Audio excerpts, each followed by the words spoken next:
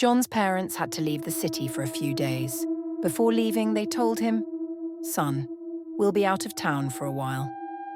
Feel free to call your friends over at night, and don't forget to eat on time."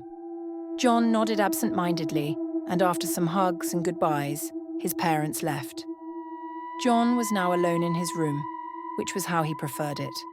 It's not that he didn't have friends, he did, but being alone felt comforting, even freeing. So, when his parents suggested inviting his friends, he decided to ignore their advice. "I can manage by myself," he thought confidently. Later that evening, his parents called to check in. "Did your friends arrive, John? It's getting late," they asked.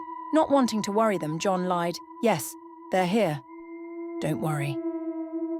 After hanging up, he chuckled softly and decided to head to bed early. As the night deepened, John was suddenly awakened by faint noises coming from his bedroom window. He froze for a moment, his heart racing. Summoning his courage, he got up and peeked through the curtains. It was just the wind howling outside, causing the branches to scrape against the glass. He let out a nervous laugh, closed the window, and went back to sleep. The next morning, John received a call from his neighbors. "John, are you all right? What happened last night?" they asked, sounding concerned. Confused, John replied, "What do you mean?" "I'm fine. Nothing happened." The neighbor insisted, "We heard you crying loudly in the middle of the night. We knocked on your door and even called you, but there was no response." John's blood ran cold. "That's impossible," he stammered. "I didn't cry or hear anything. You must be mistaken." The neighbor, unconvinced, ended the call with a worried tone. Brushing it off as a misunderstanding, John went about his day.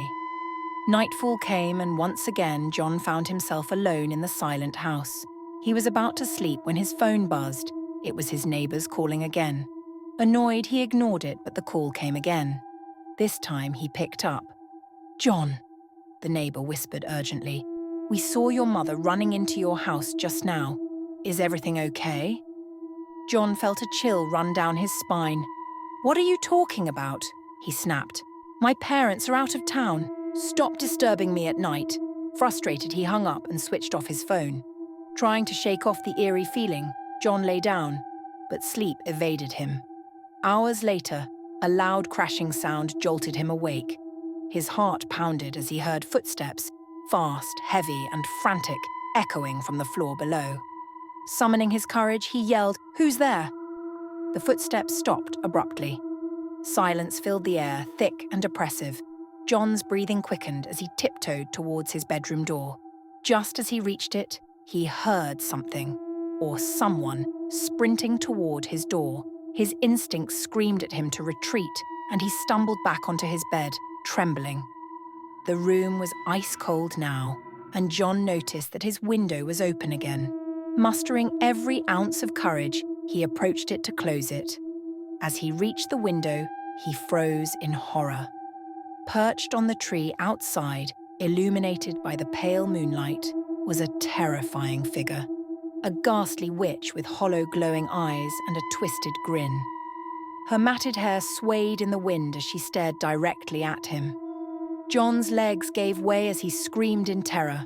He blacked out and fell backward through the open window, the last thing he saw being the witch's sinister smile growing wider. Let's step into the haunting story of Cornwall's infamous Witch's Well. Cornwall, a region known for its picturesque countryside and historic charm, hides a dark secret. Among its scenic villages lies an ancient well, notorious for being one of the most haunted places in the area. The locals call it Witch's Well, and chilling stories have surrounded it for centuries. The most infamous tale is of a British woman's spirit said to haunt the well.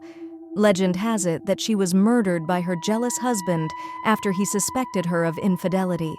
Her restless soul is said to lure unsuspecting victims to their doom, and strange accidents and disappearances near the well are disturbingly common. This eerie story was shared with us by one of our subscribers. It revolves around an 18-year-old girl named Emily who lived with her parents in a small village near Cornwall. Emily's life was peaceful and simple until one tragic evening changed everything.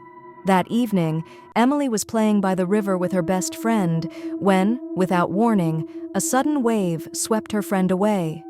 Emily tried desperately to save her, but the river claimed her friend's life.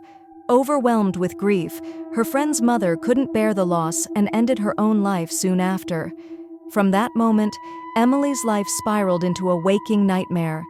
A few days after the tragedy, Emily began waking up in the middle of the night, screaming in terror. Her parents would rush to her side, finding her shaking and drenched in sweat. But when they asked what was wrong, Emily stayed silent, her face pale and eyes filled with dread. Weeks passed, and Emily's mother began sleeping in her room to comfort her. Gradually, the night terrors stopped. Thinking Emily had recovered, her mother returned to her own room. But that very night, the horrors returned with a vengeance. The next morning, Emily's mother found her curled up in a corner of her bed, trembling uncontrollably.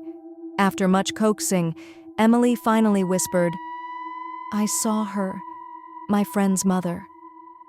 She was in the corner of my room, staring at me. She said she's coming for me, to take me to the witch's well." Her parents dismissed it as a bad dream, but the nightmares grew more vivid. In one dream, Emily saw her friend's mother standing by the window whispering, "I'll take you to the witch's well, and you'll never return." Desperate to help her, Emily's father decided to send her to a women's college in Cornwall, hoping the change of environment would heal her. But Emily begged them not to send her, claiming the college was near the witch's well. Her parents thought it was just an excuse to avoid leaving home.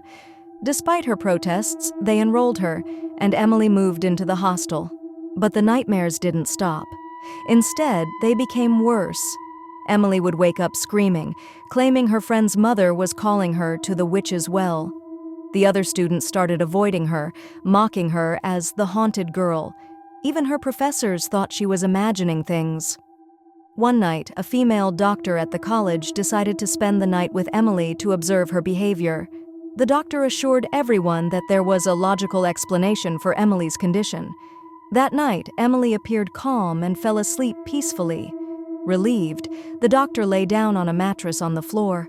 But just as she was about to drift off, a loud crash shattered the silence. The window pane had shattered, and Emily's bed was empty. Panicking, the doctor ran to the window. What she saw froze her in terror. Emily, in a trance-like state, was climbing over the tall hostel gate and running toward the dark forest beyond. The police and college guards searched the forest but couldn't find her. Then someone remembered the witch's well, and they all rushed there. What they saw left them horrified. Emily was standing at the edge of the well, her eyes wide and unblinking. Before anyone could stop her, she whispered, "She's here for me," and jumped into the dark waters. The guards tried to save her, but something unimaginable happened. A ghostly figure, pale, skeletal, and with hollow eyes, rose from the water, dragging one of the guards toward the well. The others managed to pull him back, but Emily's body was never found. The next morning, when the police investigated the well, they found nothing. No body, no spirit, just an eerie silence that seemed to whisper Emily's name. To this day, students and teachers at the Cornwall College believe that Emily's spirit is trapped in the witch's well, alongside the vengeful soul of her friend's mother. Some say Emily roams the hostel halls at night, her eyes pleading for help. Others claim to hear whispers from the well, calling them closer. What do you think really happened? Was Emily consumed by her nightmares, or is the witch's well truly cursed? Let us know your thoughts in the comments below. And if this story sent chills down your spine, don't forget to like, share, and subscribe to our channel for more Horror Haven. After the turmeric and mehendi rituals, they brought this thread and asked you to put it on her. In Rajasthan, it is believed that the smell of raw turmeric weakens the bride.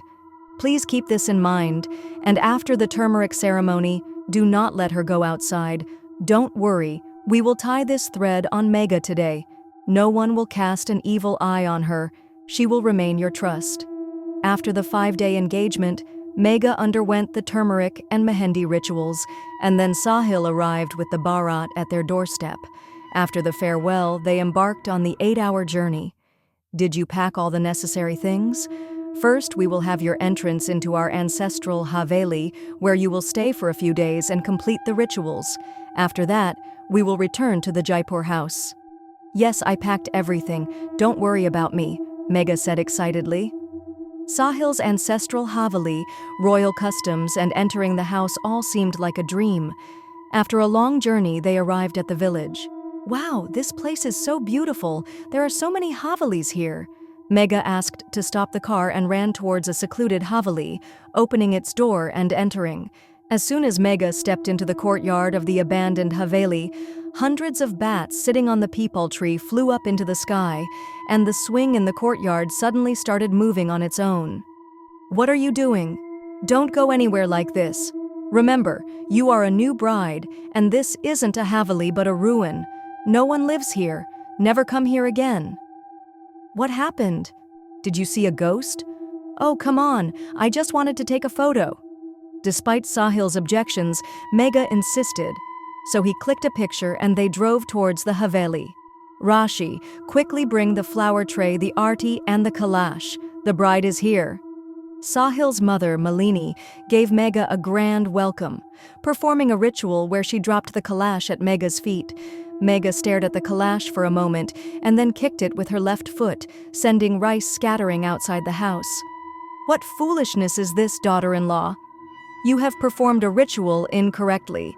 Rice symbolizes prosperity, and the kalash should be dropped with the right foot so that prosperity enters the house." "It was an accident. It wasn't intentional," Sahil tried to explain. Malini was silent but felt uneasy about the way Megha smiled at her. The next morning, Malini asked Sahil to bring the priest for another ritual and told Megha to get ready. 2 hours passed, but Megha still hadn't come out. When Malini went to check, she heard Megha laughing inside the room. "Why are you laughing? Who are you talking to?" Malini knocked on the door and entered. The room was empty, and she heard the sound of Megha coming out of the bathroom. Malini was suspicious, thinking Megha was hiding something. The next day, Megha started feeling uneasy, and her behavior became strange. She looked unwell, but when Sahil asked if she was okay, she didn't meet his gaze and had a strange smile. "Megha, where are you lost?" Sahil asked, but Megha didn't seem to hear him. She went to the kitchen where she looked at Sahil's older brother, Vinay, in a strange way. He felt uncomfortable. "Megha, what's wrong?" Sahil asked, but Megha just handed him some prasad and left. Malini was becoming increasingly suspicious of Megha's behavior. Late at night, she saw a shadow pass by her window and noticed Megha walking swiftly in the direction of her room. "Where are you going at this hour?" Malini asked. She began keeping a close watch on Megha. The next day, the jewelry seller arrived with the Rajasthani bangles for the new bride. Malini sent Megha to choose them, but within minutes, Megha appeared back downstairs, claiming to have been in the bathroom. Malini was confused. "How did you come down so quickly after being upstairs?"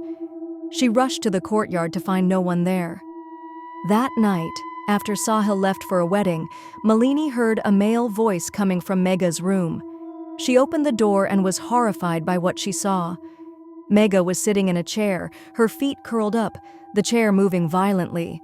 A terrifying sound, like a man and woman speaking simultaneously, came from Megha. Malini realized that something was wrong, and she was determined to find out what was happening with Megha. The next morning, when Sahil returned home, Malini seemed restless. "What's wrong, son? You look so troubled," she asked. "Mom, Megha is back at home." "Where could she have gone? Why would she return?" Malini was confused. "Don't talk about Megha. What I saw last night, if you knew, the ground beneath your feet would shake." "What are you talking about? What did you see?" Sahil was perplexed. "Megha wasn't at home last night, so where was she? What did you see?" "She was here the whole night doing things I can't explain. I spent the night praying to God," Malini said, trembling. "But Mom, I was with Megha at the wedding last night. She was with me all night. I don't understand what you mean." "Are you telling me that? Because I saw her laughing madly in her room, then pounding on my door, growling like an animal." Malini was insistent. It's all some sort of illusion. If you'd seen what I saw, you'd understand. But how can one person be in two places at once? Sahil replied, confused. Let's ask Megha about this. Maybe she'll explain. Sahil kept calling Megha, but she didn't respond. Where is she? She must be in her room, Malini suggested. Sahil quickly went up to his room, but when he entered, the chair in the room was still rocking. Megha? He called. As he stepped in, the chair suddenly stopped moving. There's no one here, Sahil muttered, his confusion growing. He decided they needed to find Megha. I have no idea what's going on. We need to report this to the police. Malini was certain it wasn't something normal. The only solution is to go to the mountain Baba. He might know what's happening. So, Malini and Sahil visited the mountain Baba and explained everything. The Baba meditated for a while and then spoke. Your daughter-in-law is running out of time. Tomorrow is Amavasya night, the most powerful night for dark forces, and she is under its influence. She is strong, but the forces are stronger. Sahil became anxious. But she's gone missing. I can't find her. The Baba assured them, let's go to your house and see. When they arrived at the house, Sahil remembered an old, abandoned mansion they had passed on the way to the wedding. Megha had taken a photo there despite his warning. The Baba looked at the photo and saw a dark shadow behind Megha. This is where the answers lie, the Baba said. They went to the mansion, and there Megha was, swinging on the swing and laughing maniacally. The Baba warned them to stay back. He began chanting mantras and created a protective circle around Megha. She screamed in pain as the Baba continued his chanting, and eventually, she collapsed onto the ground. The Baba gestured for Sahil to carry her out of the mansion. Once outside, the Baba tied a thread around Megha's neck and performed one final ritual, ensuring she was safe from the dark forces. Your wife is safe now, but no woman, not even Megha, should come near this mansion again. There is a powerful jinn here that had been trying to take her away. Jinns are very powerful, and once they set their sights on someone, they don't let go easily. Sahil and Malini returned home with Megha. Meanwhile, the swing in the mansion once again started moving, as though it had never stopped. Once upon a time, deep within a vast forest, hidden among the trees, there was a small cottage where an old woman lived with 3 girls. All 3 were incredibly beautiful, but the youngest was the most stunning of them all. The old woman made the girls work tirelessly from dawn until nightfall. They would spin golden thread into fine yarn. As soon as one spindle was finished, another would be handed to them, so they never had a moment's rest. The thread had to be thin and flawless. When their work was done, the old woman would lock the spun yarn away in a secret room. She would go on trips 2 or 3 times a year, always returning at night, so the girls never knew what she brought back. Nor did she ever tell them where the golden thread came from or what it was used for. When the time came for the old woman to leave on her trip, she gave each girl 6 days' worth of work and, as always, warned them, "Girls, keep your eyes from wandering and under no circumstances speak to any man. If you do, your golden thread will lose its shine, and all kinds of misfortunes will follow you." The girls laughed at this warning, wondering aloud how their golden thread could ever lose its shine, and how they would ever meet a man in this secluded forest. On the 3rd day after the old woman had left, a young prince who had been hunting in the forest got separated from his companions and lost his way. Exhausted from trying to find his way out, he lay down under the shade of a tree and let his horse graze freely while he fell asleep. By the time the prince awoke, the sun had set, and he resumed his search for a way out of the forest. Soon, he spotted a narrow path and eagerly followed it. This path led him to the small cottage where the 3 girls lived. The girls were sitting by the door of the cottage, enjoying the cool breeze when they saw the prince approaching and were startled. The prince politely greeted them and explained that he had lost his way in the forest and was hungry and tired. The 2 older sisters, remembering the old woman's warning, were frightened and told the youngest sister not to let him in. But the youngest sister, moved by the prince's plight, allowed him inside. She offered him food, and, captivated by his conversation, she soon forgot all about the old woman's warning and spent hours chatting with him. Meanwhile, the prince's companions searched for him everywhere, but without success. They sent messengers to the king with the sad news. The king immediately dispatched a troop of horsemen and soldiers to find his son. After 3 days of searching, they finally discovered the cottage. Before leaving, the prince promised the youngest sister that he would return and make her his bride. After he left, the youngest sister returned to her spindle, trying to make up for the lost time. But to her dismay, she saw that her thread had lost all its shine.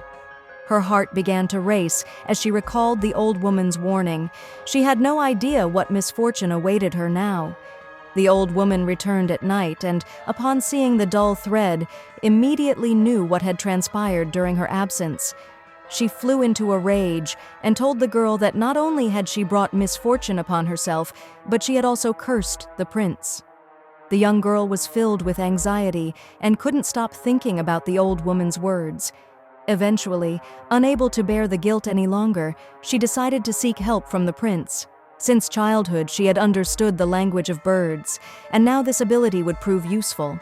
One day, when she saw a woodpecker perched on the branch of a cedar tree, she called out to him gently, "Dear bird, fly to the magnificent city where a great palace stands. Find the king's son and deliver this message. I am in great distress. Tell him how my golden thread lost its shine, how the old woman is furious, and how I fear terrible doom is near." The woodpecker promised to deliver the message and took off, soaring into the sky. Luckily, the woodpecker found the son of the wind magician in the palace garden, a man who understood the language of birds. He relayed the girl's message to him, and when the prince heard it, he became deeply sorrowful. He told the wind magician's son to send the woodpecker back with the message that the girl should be ready on the 9th night, for he would come to rescue her.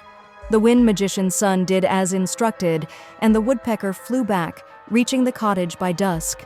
The girl thanked the bird from the depths of her heart and, without telling anyone, returned to her home. When the 9th night arrived, the girl slipped out of the house quietly and waited a little distance away from the cottage, trembling with anticipation. Soon she heard the soft sound of horses' hooves, and before long a troop of armed soldiers appeared, led by the prince himself. When the prince saw her, he quickly lifted her onto his horse, and together they rode towards his palace.